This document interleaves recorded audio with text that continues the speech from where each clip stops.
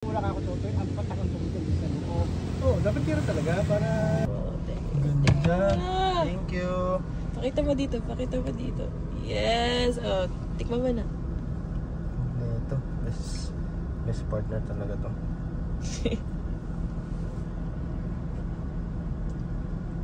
Oh, masasabi mo. Wala pa yung karne pa lang yun. Ang sarap. Sana. Ano naman? Ano nga? Ang lahoy! Daming gulay. Siyempre. Yes! Solid. Hindi ka nagdalang kanin. Nag-post ako kahapon guys sa page natin. At sabi ko, pipili ako ng pwede kong lutuin ngayon. Ngayon nga pala guys, napili ko tong si Papi James kasi uuwi ako dito sa amin sa Quezon Province. At dahil matagal ko silang hindi nakikita, ay pagbigyan na natin. Sa tingin nyo kaya matitiis ko kayo? Kayo pa ba?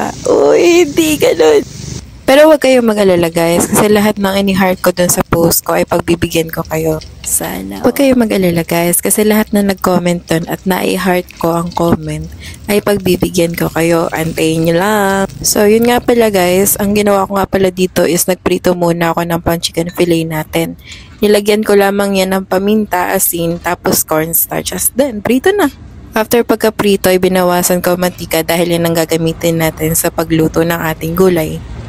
Ang ginawa ko nga pala dito guys ay nagisa muna ako ng bawang at sibuyas. After ng bawang at sibuyas ay isinunod ko na dito yung buto ng manok kasi sayang naman tsaka pampalasa din yun.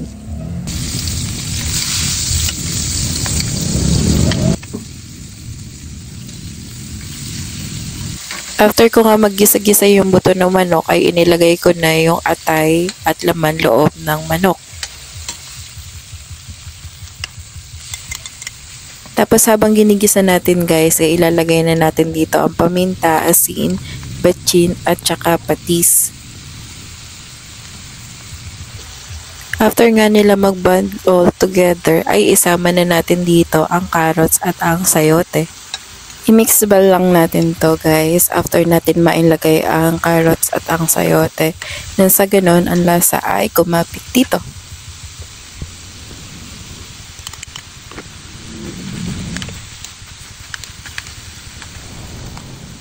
Ngayon guys ay mag-a-add na tayo ng tubig. Tansya-tansyahin nyo alam pala paglalagay ng tubig dito. Huwag sobra at kulang ang bibigay nyo pagmamahal. Huwag hindi! Takpan na natin to guys at hayaan kumulo. After kumulo guys ay haluin lang ulit natin to ng kaunti tapos ilagay na natin yung pampalapot. After ng pampalapot ay tinimplahan ko pa ulit ito. Dinagdagan ko ito ng paminta, asin at betchin. Diba guys kapag nagluluto tayo, talagang ini-imagine natin kung ano talaga yung magiging lasa na niluluto natin. At syempre, gusto natin, masasarapan tayo. After nga makita natin na luto na yung sayote at carrots, ay ilagay na natin itong repolyo. Bakit parang bigla akong naglo-loading? Parang hindi ko kilala siya. Ay, hindi siya. Yung gulay talaga.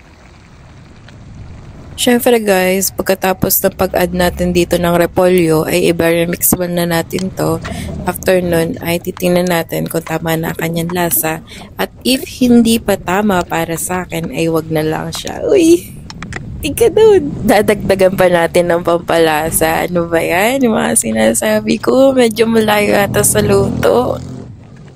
After natin mapakulo ulit, ay i-check natin ito. Tapos i-add na natin yung itlog ng pugo ni Junjun. Ay, hindi ganun. Nga pala guys, kung itatanong nyo kung ano yung mga ingredients nito, ay ilalagay ko na lamang dyan sa caption. So, yan na. Bigyan na natin ng montage yan. Deng, deng, deng, deng. Deng, deng, deng. Oh, halina at samahan nyo na ako. I-deliver na natin to kay Papi James. Let's go! Sabi ko nga pala kay Papi James, nandito na ako sa labas, kaya agad-agad naman siya lumabas at may dala pala siya kutsara. Diyos ko! Hindi naman siya ready, no? Ganina, sa bahay. Nakakain na niya si nanay. Nakakain tuloy agad. Ganda. Thank you. Pakita mo dito, pakita mo dito.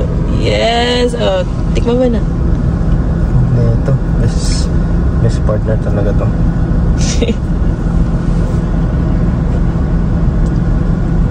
Masasabi mo, wala pa yung karne pa lang yun. Masarap. Ano naman?